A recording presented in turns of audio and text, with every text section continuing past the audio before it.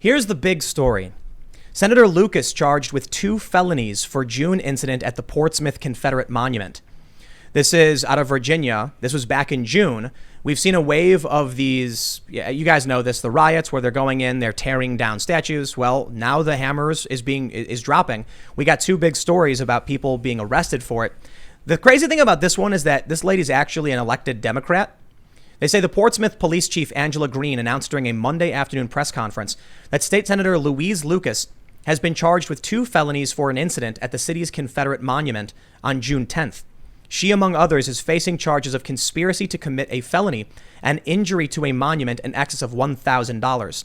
Portsmouth officials held the briefing Monday afternoon to announce that several warrants have been secured against individuals more than 2 months after the incident at the city's Confederate Monument. So it sounds like it's not just her. It's going to be a bunch of other people. Green issued a statement, but did not take any questions as the investigation is ongoing, city officials said. On June 10th, the Confederate Monument was vandalized and broken apart by protesters, which culminated with a protester being seriously injured when part of the statue fell on him. So I remember this. Did you ever see this story? No. They pulled the statue down on a dude's head. I saw that. Yep. And this is why I always try to tell my friends when they're complaining about, I have a bunch of progressive friends, and they'll be like, well, they're Confederate statues, you know? And my response is always, it fell on someone's head. You know, look, if you want to remove it, I get it. But at the very least, you've got to have some kind of safe safety. And honestly, even after it happened, people weren't crowding around helping. It seemed like people were still just sort of standing there. Like, oh, did that just hit somebody? But still, like, not immediately going to help them.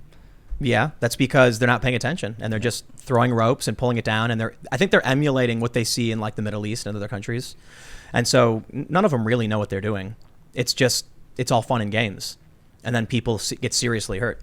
Let's read a little bit more. They say, since then, a team of investigators compiled evidence, including video from that day. As a result of the investigation, detectives determined that several individuals performed felonious acts and have taken out warrants against them, including Lucas, as well as a Portsmouth school board member. Whoa. Wow. Lakeisha S. Clue Atkinson, members of the NAACP, and members of the Public Defender's Office. Wait, whoa. Hold on. They got warrants against members of the NAACP and the... Yeah, I saw that. No, this is wrong. I'm reading this wrong, aren't I? No, read it again. Several individuals performed felonious acts. Even the Public Defender's Office? Wow. Man, I didn't realize that. The initial source I had was The Hill. I like to pull up the original sources, though. And then I go through, I'm like, yep, this all adds up. Wow. So they have a full press conference on it. Here's the full list of those facing charges of conspiracy to commit a felony and injury to a monument in excess of $1,000. State Senator Louise Lucas, James Boyd of the NAACP, Louis Gibbs, NAACP. Then we have Lakeisha Hicks, NAACP. Lakeisha S. Clue, a school board member. These next people I'm not going to name because it doesn't really say anything about what they do, but check this out. Here's the list of individuals facing a felony charge of injury to a monument in excess of $1,000. Brenda Spry, public defender. Alexander Stevens, public defender. Whoa. Meredith Kramer, public defender. Wow, man. Now my mind is blown. That's crazy. Wow, dude. Green asked that anyone with an active warrant turn themselves in. Public defenders. The police department is asking for help identifying 13 additional people. Detectives are asking that the public take a look at these photos and reach out if you recognize them. Call the Portsmouth crime line. Wow, man. The hammer is fallen. You've been seeing a lot about this, right? I mean, it's been happening in my town. It seems so unnecessary because towns are voting to take down the statues. So you don't need to tear it down. Like, it seems like there's plenty of legal votes happening to take some of them they keep defending the statues. Right. But you know what really bothers me is the whole conversation has been nothing but Confederate. That's all I hear. Like there's so you know what I always see, and I don't know if you can answer to this or like add to this as like someone who runs a social network on Facebook. I get inundated with these memes, and the left has these memes. It's like it seems to be where they get their news. I mean, factually, there was a study done by a group called Newswhip that found the left gets their news from Occupy Democrats, which is a meme farm, whereas the right, it's Fox News, which is just conservative news source. So there's a meme right now where it's like, here's why Trump and the Republicans are defending Confederate statues, and these memes go viral, and it's all people see, when the real argument is actually about George Washington, Ulysses S. Grant, Hans Christian Heg, and about not committing felonies because sometimes statues fall on people's heads. So I don't know, if just in terms, because maybe we should save this for more of the censorship segment, but I mean, Facebook's only feeding people this fake news. You know what I mean? Yeah. The statues need to be recontextualized so that people can understand their place in history and time. And there's just other ways to do it. Well, I mean, I guess what I was trying to ask is about how do we get people to realize, actually, look, I'll show you this. This is what I was trying to get to. 6 Black Lives Matter protesters are arrested for tearing down and defacing George Washington statue at LA City Hall as cops recover gas mask, laser pointer, helmets, goggles, arm protectors, and change of clothing to conceal identity. First of all, they're rioters. But I guess what I was trying to get to is we have all of these news stories about how they're tearing down actual founding fathers. But whenever you go on social media, you just see the left sharing memes about Confederate statues. Right. It made that leap and nobody really acknowledged it. Trump did. And when he did, the media lied and said, Confederate, Confederate, Confederate. Now, I think I know why the media does it. They don't want to admit that they entertained these riots and now they're tearing down George Washington. But I guess my question to you, if you can speak to this, is how do we break that where the left only sees the fake news? You know what I mean? Right. It's like building echo chambers, how to break echo chambers. So you need to... I do believe in chronological feeds. In a sense, I believe in being able to having the right to be able to create your own echo chamber and not forcing people to see stuff that they don't want to see. But I personally like to break my own echo chamber. And I think providing tools to let people see the other side is super important. So I mean, there could be mechanisms for that. The issue I see with Facebook is that while I agree with you, I follow who I want to follow. And yeah, I think if you're a smart, reasonable person, you're trying to follow as many different voices as possible. Right. Twitter periodically will switch me back to algorithmic mode. So I'll just try to explain this for those that aren't familiar. You said reverse chronological. That's basically whoever you follow when they post, you see it. What all of these sites have been have been changing to, like YouTube included, is algorithmic, meaning they're going to show you what they think you want to see. Or is that the right way to explain it? Yeah, what they know you're more likely to engage with. Yeah, so sometimes it's fake news. It's just so annoying on Twitter. Like they revert you back every time. There's that little star icon on the top, and so you can go over to chronological. I mean, a lot of sites don't even allow you to do that, but people are just not going to click that button very often. I have to check every so often. Yeah. Man, do I get angry. Because for me, it's really important following news that I get the latest news up to date. Mm-hmm. And then, every so often I'll be like, that's strange. Didn't this story happen a day ago? You son of a... And then I got to click it and switch it back. They won't let you keep it. Right. It keeps trying to switch it on you. So listen, in reference to what we're seeing here, there's 2 big things that I think we get as to why a woman would tear down this, face felony charges. First, I'll say this. She's 76. She probably thought, I'll go to prison, whatever. It's I'm 76. What else am I going to do? Tear it down. And now there you go. Right. Yeah. Younger people, they got their whole lives ahead of them. So that, the older activists probably jump in.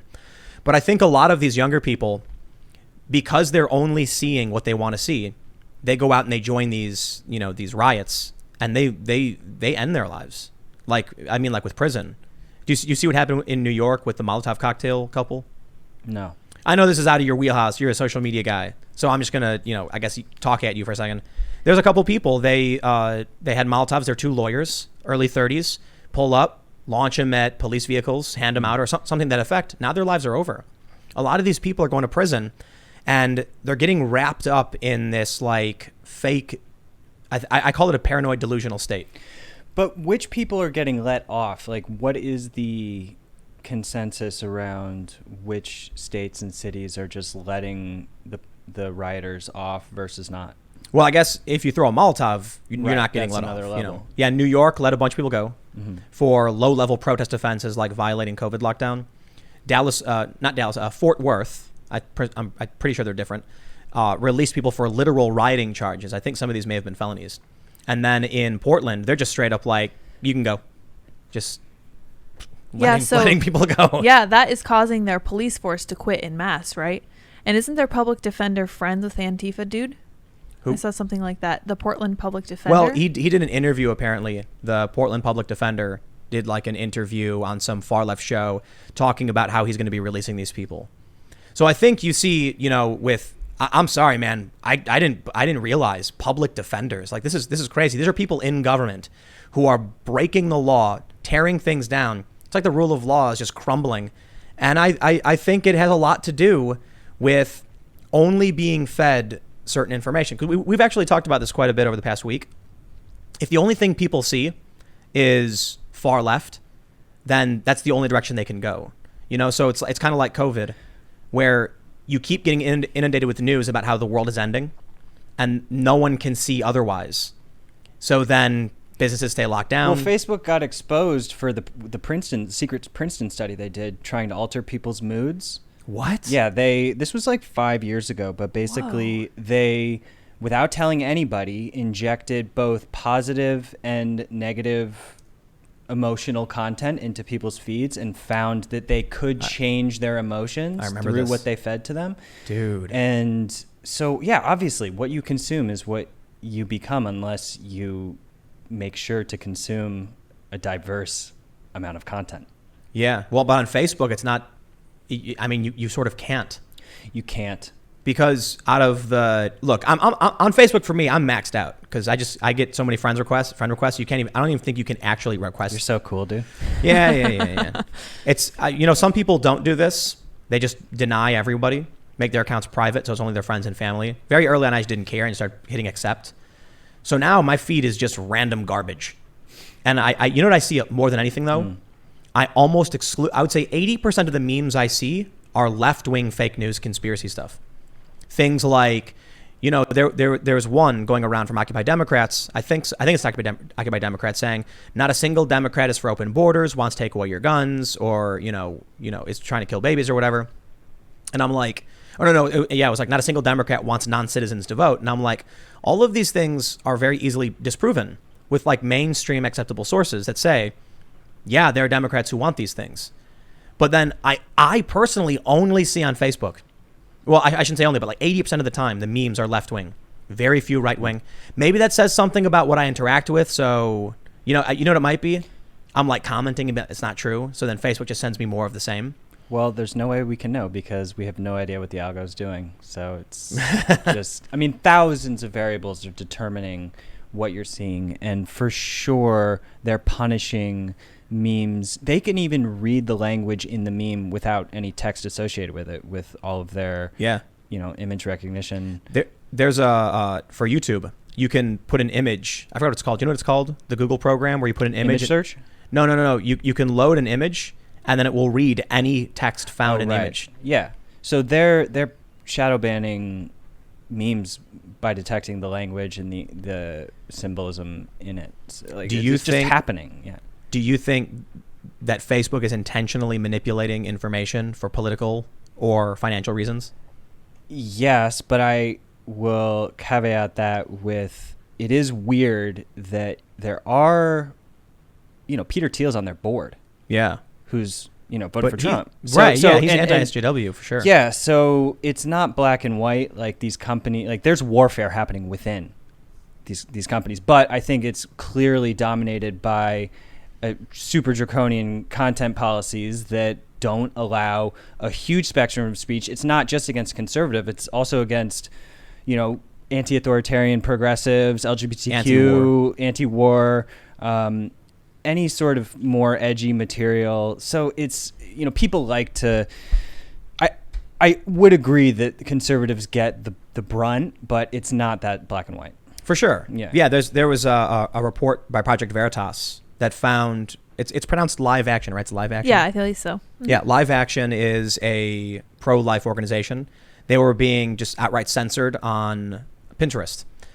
Veritas released this blacklist document, and they also had Anti-Media, which is a progressive anti-war, for the most part, anti-police brutality. And I saw that too, and I'm like, this is interesting because a lot of Occupy Wall Street accounts got shut down too.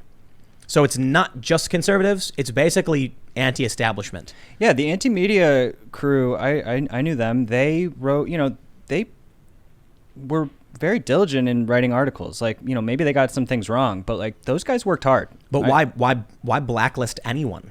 Yeah, exactly. That's if you that's the weird thing. subscribe, get the content. Like, just let me decide who I'm seeing, and if they're annoying me, I can unfollow them. It's just that simple. Like, you need that option. But that sounds naive. Oh, They know that. yeah. I'm not trying to drag you. I'm saying like these companies, they know this. They're doing it because it empowers them. Yeah. Thanks for checking out this clip from the Timcast IRL podcast. We do the show live Monday through Friday at 8 p.m. If you want to catch the full show, tune in to this channel, subscribe, hit the like button, or check us out on iTunes and Spotify, and we will soon have this podcast up for free on all podcast platforms. Thanks for hanging out, and we'll see you all in the next episode.